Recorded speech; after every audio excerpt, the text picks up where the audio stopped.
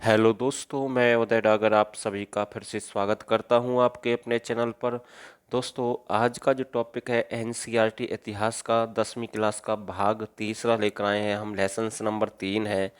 और दोस्तों, ये भारत में राष्ट्रवाद, जी हाँ। आज का जो ये टॉपिक अगर किसी भाई ने मिस कर दिया ना, तो समझो उसके 1 या 2 नंबर कम हो सकते हैं। क्योंकि एनसीईआरटी बेस बहुत कुछ आता है एग्जाम में। एचएससी बार बार एनसीईआरटी देता है, चाहे वो आपकी साइंस है या फिर आपकी फिजिक्स केमिस्ट्री हो साइंस से, या जियोग्राफी हो, पॉलिटिक्स हो, या फिर आपकी हिस्ट्री हो, या मतलब कि मैं कुछ भी कह सकता हूँ, एनसीईआरटी कुछ भी आ सकता है। तो हमने सोचा है क्यों ना हम आपके लिए एनसीईआरटी कवर कराएं। और जिस भाई को नोट्स चाहिए कि हमें एनसीईआरटी सारे नोट्स चाहिए, तो आपके सामने स्क्रीन पर नंबर है, वो हमें मैसेज कर सकते हैं। और पेड नोट्स हैं, मिल जाएंगे सभी को। और जो भाई हमारे साथ जुड़े हुए हैं, जिन्होंने एचएससी जीके का पेड बैच पहले ही ले रखा है, उनके लिए ऑफर है। बहुत ही कम शुल्क पर सभी नोट्स उनको मिल जाएंगे। तो दोस्तों, जैसे कि आप सभी देख पा रहे हैं, मेरा पहला प्रश्न आप सभी के लिए, भारतीय राष्ट्रीय कांग्रेस की स्थापना कब हुई? देखो, भारतीय राष्ट्रीय कांग्रेस की स्थापना कब हुई, बिल्कुल ऐसे ही ये कितनी बार एग्जाम में प्रश्न पूछा गया है। 1885 में की गई, बिल्कुल इम्पोर्टेंट प्रश्न है। अगला प्रश्न देखते हैं, भारतीय राष्ट्रीय कांग्रेस के पहले अध्यक्ष कौन थे? तो इम्पोर्टेंट प्रश्न है, भारतीय राष्ट्रीय कांग्रेस के पहले अध्यक्ष कौन थे? बस केवल आंसर बताऊंगा। व्योमेश चंद्र बैनर्जी थे। कौन थे? ऑप्शन सी बिल्कुल सही आंसर है। कुछ भाई सोच रहे हैं एनसीईआरटी हमें आती है। अरे भाई, आती होगी, लेकिन आपको ये नहीं पता एनसीईआरटी में से कैसे कैसे प्रश्न निकल कर सामने आते हैं। मेरे पास एक भाई का मैसेज आया, सर हमें इंटरेस्ट नहीं है एनसीईआरटी में, पता नहीं कैसे कैसे प्रश्न है।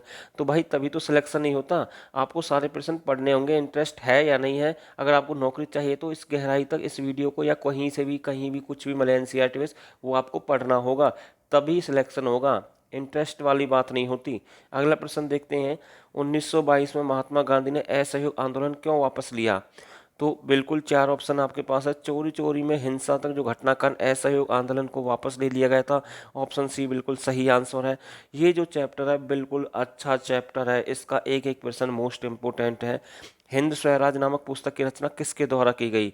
तो इसकी जो रचना, सॉरी, इसकी जो नामक पुस्तक की रचना किसके द्वारा की गई? तो ये भी इसका जो राइट आंसर है, महात्मा गांधी के द्वारा। नेक्स्ट प्रश्न देखते हैं, मुस्लिम लीग की स्थापना कब हुई? तो बिल्कुल इम्पोर्टेंट प्रश्न है। तो मुस्लिम लीग की स्थापना कब की गई? 1906 में की गई। तो ऑप्शन टाइप जैसे मैं आपको दिखा रहा हूँ, बिल्कुल ऐसे ही एग्जाम में आते हैं। और जिस भाई ने पार्ट 1 और पार्ट 2 नहीं देखा तो वो जरूर देख ले। और जिस भाई ने एचएससी जीके की हमारी हार्ड सीरीज नहीं देखी, जो हम डालते हैं डेली 1-2 वीडियो, या फिर जिस भाई ने पेड बैच नहीं लिया, तो वो जरूर परचेज कर लें, क्योंकि हमारा जो टारगेट है 25 में से 25 का टारगेट है। और जिस भाई को नौकरी चाहिए ना, वो रुपये नहीं देखेगा। और मात्र 199 रुपये में, सोचने वाली बात है, पीडीएफ भी है, क्लास भी है, करंट अफेयर भी दे रहे हैं, और आपको पूरी फुल कंप्लीट करा के दे रहे हैं। वन टाइम पेमेंट है, एक बार में सब कुछ कंप्लीट है। तो भाई जल्दी से ऑफर का फ़ायदा उठाएं। देखते क्या है, इस नंबर पर मैसेज करें या कॉल करें, यहाँ से आपको पूरी जानकारी मिल जाएंगी, और आप हमारे साथ जुड़ सकते हैं। और आपका जो 25 का टारगेट है, वो हमारा लक्ष्य है, आपका सिलेक्शन जरूर होगा। अगला प्रश्न देखते हैं, गांधी जी ने किस वर्ष बिहार के चंपारण इलाके का दौरा किया? तो 4 ऑप्शन आपके पास हैं। गांधी जी ने किस वर्ष चंपारण का, बिहार का दौरा किया था? 1917 में किया था। इम्पोर्टेंट प्रश्न है भाई, बिल्कुल।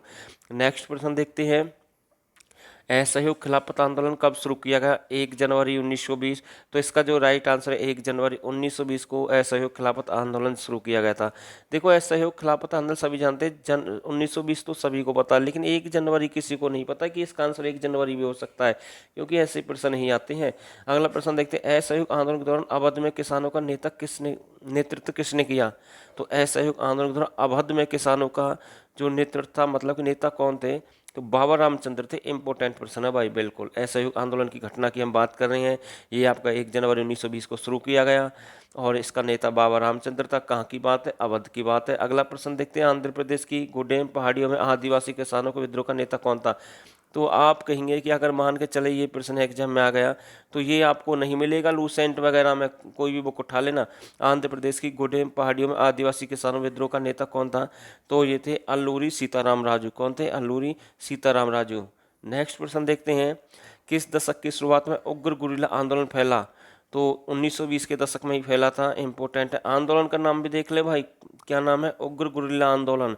और इसके नेता कौन थे? आंध्र प्रदेश में जो घूमे पहाड़ी में आदिवासी किसानों के विद्रोह के नेता कौन थे? अल्लूरी सीताराम। नेक्स्ट प्रश्न देखते हैं, वंदे मातरम राष्ट्रीय गीत किसने लिखा? सभी जानते हैं, रविंद्रनाथ टैगोर ने। किसने लिखा? रविंद्रनाथ टैगोर ने। नेक्स्ट प्रश्न, पूना पैक्ट क्या था? तो गांधी जी और डॉक्टर अंबेडकर के बीच समझौता हुआ था पूना एक्ट के तहत। किसके तहत? पूना पैक्ट के द्वारा गांधी जी और डॉक्टर अंबेडकर के बीच समझौता हुआ था। सीधा आंसर बता रहे हैं। डिस्कवर ऑफ इंडिया पुस्तक के लेखक कौन है? तो ये प्रश्न भी एग्जाम में आ सकता है, डिस्कवरी ऑफ इंडिया भी आ सकता है। तो इसके लेखक कौन है? जवाहरलाल नेहरू। एनसीईआरटी कुछ अलग होती है, तभी कहीं इंस्टीट्यूट पर चले जाएं, कहीं चले जाएं, सभी ये कहते हैं एनसीईआरटी पढ़ें। भाई बिल्कुल पढ़नी चाहिए अगर सिलेक्शन लेना तो। अगला प्रश्न देखते हैं, अवनींद्रनाथ टैगोर, ये अवनींद्रनाथ टैगोर कौन थे? ये चित्रकार थे भाई। कौन थे? एक चित्रकार थे। ऐसे भी प्रश्न आ सकता है, द फोकलर्स ऑफ सदर्न इंडिया किसने लिखी? इंपोर्टेंट प्रश्न, अविंद्रनाथ टैगोर ने लिखी थी भाई। इंपोर्टेंट प्रश्न है बिल्कुल। नेक्स्ट प्रश्न देखते हैं, सन 1929 में किस शहर में हिंदुस्तान सोशलिस्ट रिपब्लिकन आर्मी की स्थापना की गई? 1929 की बात है, मोस्ट इंपोर्टेंट प्रश्न है। तो कहाँ पर की गई? दिल्ली में की गई। नेक्स्ट प्रश्न देखते हैं, द फोकलर्स ऑफ सदर्न इंडिया नामक लोक कथाओं के संकलन वाली किताब निम्न से किस भाषा में छापी गई? तो देख लें भाई ये कौन सी भाषा में थी। जो फोकलर्स किताब है वो किस भाषा में थी? तो तमिल भाषा में छपी थी। इंपोर्टेंट है भाई बिल्कुल। नेक्स्ट प्रश्न देखते हैं, अब वन लाइनर प्रश्न है थोड़े से, ये भी देख लेते हैं जल्दी जल्दी। गांधी जी ने सविज्ञ अभियान आंदोलन का आरंभ किन महत्वपूर्ण घटनाओं से किया था? नमक कानून तोड़कर किया था, स्वदेश वस्तु को अपनाकर व विदेशी वस्तु का बहिष्कार करके। अगला प्रश्न देखते हैं, किसके नेता में अवध किसान सभा का गठन किया गया? बाबा रामचंद्र अवध का नेता था, ये मैंने आपको पहले ही बता दिया। अगला प्रश्न देखते हैं, साइमन कमीशन कब भारत पहुंचा? इसका विरोध कब हुआ है? ये 1927 में भारत पहुंचा था और भारतीय सदस्य को इसमें शामिल न किए जाने का इसका विरोध किया गया था। तो ये एग्जाम में कितनी बार देखा गया है। दक्षिण अफ्रीका से आने के बाद गांधी ने किन स्थानों पर सत्याग्रह आंदोलन किया? देखो, चंपारण में किया था, खेड़ा में किया था और अहमदाबाद में। खेड़ा और चंपारण सभी जानते हैं और अहमदाबाद बहुत कम जानते हैं। तो तीनों जगह इन्होंने आंदोलन किया था, नोट कर लें भाई। अगला देखते हैं, मद्रास की नेटासा शास्त्री ने तमिल का किस विशाल संकलन के चारों खंडों में प्रकाशित किया? The folklorist of southern India. Important है भाई। सत्याग्रह के विचार में किन दो बातों पर जोर दिया गया? सत्य की शक्ति पर आग्रह, सत्य की खोज। तो ये नहीं आ सकता, जो आएंगे वो मैं आपको बता रहा हूँ। रॉलेट एक्ट काला कानून क्यों कहते हैं? ये इंपॉर्टेंट है, क्योंकि कैदियों को बिना मुकदमा चलाए जेल में बंद करके अधिकार मिल गया, मतलब कि इन्हें बिना केस के, बिना किसी कोई गुनाह के ही इन्हें जेल में बंद कर दिया जाता था, किसानों को या फिर कोई भी है, तो उसे काला एक्ट है, रॉलेट एक्ट के नाम से भी जानते हैं। अगला प्रश्न देखते हैं, वंदे मातरम गीत कब और किसने लिखा? इसके गुणगान किया गया 1870 में लिखा था भाई। देख सभी जानते हैं, बंकिम चंद्र चटर्जी थे, उसने लिखा, भारत माता का गुणगान किया। लेकिन ये नहीं पता कब लिखा था। 1870 में लिखा था। तो इस पर ध्यान देना भाई, ऐसे ही प्रश्न आते हैं। अगला प्रश्न देखते हैं, ब्रिटिश सरकार ने 1857 के पश्चात प्रेस की स्वतंत्रता पर प्रतिबंध क्यों लगा दिया? भारतीय समाचार पत्रों द्वारा राष्ट्रवाद को बढ़ावा देने के कारण। आगे देखते हैं कुछ प्रश्न, भारतीय राष्ट्रीय कांग्रेस की स्थापना, ये मैंने करा दिया। भारतीय राष्ट्रीय कांग्रेस के पहले अध्यक्ष कौन थे? भैया उमेश चंद्र बनर्जी। इंपॉर्टेंट है। 1922 में महात्मा गांधी ने असहयोग आंदोलन क्यों वापस लिया? चोरी चोरी हिंसात्मक घटना के कारण, ये आपको करा दिया। हिंद स्वराज नामक पुस्तक, ये भी आपको करा दिया। मुस्लिम लीग, ये मैंने आपको करा दिया। और ये गांधी जी ने किस वर्ष बिहार का चंपारण का दौरा किया? 1917, ये भी मैंने करा दिया। फिर से रिपीट हो जाती है वन लाइनर प्रश्न, लेकिन एक बार देखने का हमारा फर्ज होता है, क्योंकि ये एनसीईआरटी है। ये भी मैंने करा दिया। तो ये 1920 में है, पूना एक्ट, ये मैंने करा दिया। अविनाश चित्रकार था। खिलाफत आंदोलन किसने शुरू किया? ये अली भाइयों ने किया था। ये इंपॉर्टेंट है भाई, देख लें। खिलाफत आंदोलन किन भाइयों ने शुरू किया? अली भाइयों ने किया, मोहम्मद अली और शौकत अली। साइमन कमीशन भारत कब आया? ये 1928 की बात है। ये आपके कुछ अलग प्रश्न है, अगर आप देखना चाहते तो ये भी करा देता हूँ धीरे धीरे। असम में बागान मजदूरों के लिए स्वराज की अवधारणा क्या थी? अनुबंध के नियमों का उल्लंघन, चाहे बागानों से बाहर निकालना, असहयोग आंदोलन में सम्मिलित होना, कृषि भूमि सूखी साधनों को पर्याप्त करना। भारतीयों ने साइमन कमीशन का विरोध क्योंकि समय से पहले गठन करना, शासन में सुधार जैसी कोई बात नहीं, एक भी भारतीय को इस सम्मेलन में शामिल नहीं करना, तो इसलिए किया था भाई। भारत के लोग रॉलेट एक्ट के विरोध में क्यों थे? यह काला कानून है। इस कानून के अंतर्गत किसी को लंबे समय तक जेल में डाला जा सकता है। यह प्रथम विश्व युद्ध के दौरान ही भारतीय जनता को नियंत्रण में करने के लिए लाया गया था। तो ये आ सकता है भाई, कब लाया गया था ये? तो प्रथम विश्व युद्ध के दौरान भारतीय जनता को नियंत्रण में करने के लिए लाया गया था। तो ये इंपॉर्टेंट है भाई, ऐसे आ सकता है बिल्कुल। गांधी जी ने असहयोग आंदोलन को वापस लेने का फैसला क्यों किया? असहयोग आंदोलन अहिंसा पर आधारित है। आंदोलनकारियों को निरस्ता आ गई। चोरी चोरी आंदोलन के दौरान उन 22 पुलिस वालों को चौकी में जिंदा जलाया गया भाई। इंपॉर्टेंट है भाई। ये देख ले, गांधी इरविन समझौते की विशेषता, 5 मई 1931 को गांधी इरविन समझौता हुआ। तो नोट करें 5 मई 1931 को हुआ था। आपको लूसेंट में ना डायरेक्ट डेट मिलेगी 1931, पहला समझौता, दूसरा समझौता, ये ऐसे करके मिलेगी पूना का। तो ऐसे पूना एक्ट, सेकंड एक्ट, ऐसा कुछ नहीं है, यहाँ पर डेट भी मिलती है सीधी, 5 मई 1931 इंपॉर्टेंट है। अत्याचार को निष्क्रिय जांच की जाए, सभी के आंदोलन स्थगित कर दिया गया, नमक पर लगाए गए सभी कर हटा दिए जाएं। तो आगे देखता हूँ, सविनय अवज्ञा आंदोलन पर टिप्पणी करें, गांधी जी ने सन 1930 को दांडी नामक स्थान से नमक कानून तोड़कर शुरू किया था। 1934 तक आंदोलन तक चलना, तक ये 1934 तक आंदोलन का चलना, गांधी जी ने विद्यार्थियों को स्कूल, कॉलेज, विद्यालय पाली की विदेशी वस्तुओं का बहिष्कार आरंभ करना। तो ये कुछ खास नहीं है। ये देख ले, 1916 में लखनऊ समझौते का क्या महत्व था, कांग्रेस के नरम दल और गरम दल का एक मंच बनाना, कांग्रेस और मुस्लिम के बीच समझौता, और दोनों से संयुक्त होकर अंग्रेजों ने अपनी मांगों को लेकर सामना करना, और बाल गंगाधर तिलक इससे बड़ा योगदान था।